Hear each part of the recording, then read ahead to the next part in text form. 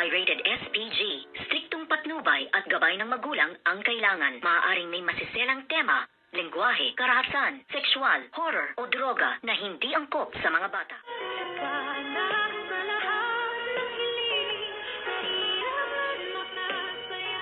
Good morning and welcome sa aking munting channel, at dito nga ay tuluyan ng nakalaya itong si Miss Lynette Santos, si Doc RJ at si Doktora Annalyn Santos sa kamay nito ngang malupit na si Dr. Carlos Binides, at dito naman ay tuluyan na ngang nasukol itong si Dr. Carlos Binides ng mga pulis sa gitna nga ng kagubatan na kung saan ay nakipagpalitan pa ito ng barilan. At dito nga ay makikita mong talagang walang alam-alam sa pagbabaril itong si Dr. Carlos Binides, dahil ni isa sa mga pulis ay wala nga siyang natamaan, kung kaya't siya ngayon ang natamaan ng bala. At ngayon nga ay tuluyan niya nang iiwanan ang kanyang anak na si Dr.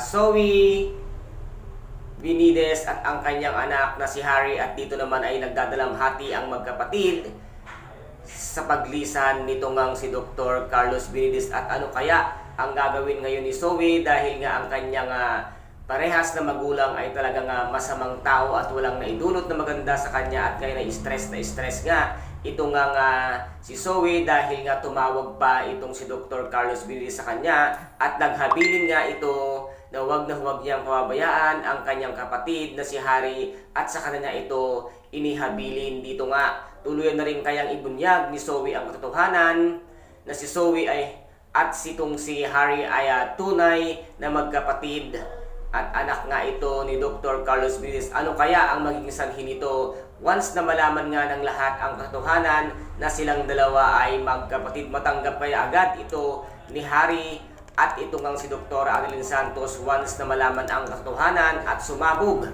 ang pakatago-tagong lihim ni Zoe na hindi siya tunay na tanyag, at si Dr. Carlos Binides nga ang kanyang tunay na ama? And guys, ito po ang ating pakaabangan mamayang hapon dito nga sa Abot Kamay na pangarap, na kung saan ay napaka-intense at kapanapanabik ng bawat kaganapan. At kung nagustuhan po ninyo ang aking videos for today, paki-subscribe na lamang po ng aking channel, paki-like and share para maging update kayo sa lahat ng gagawin kong videos. Maraming salamat po, ingat, God bless, and bye-bye!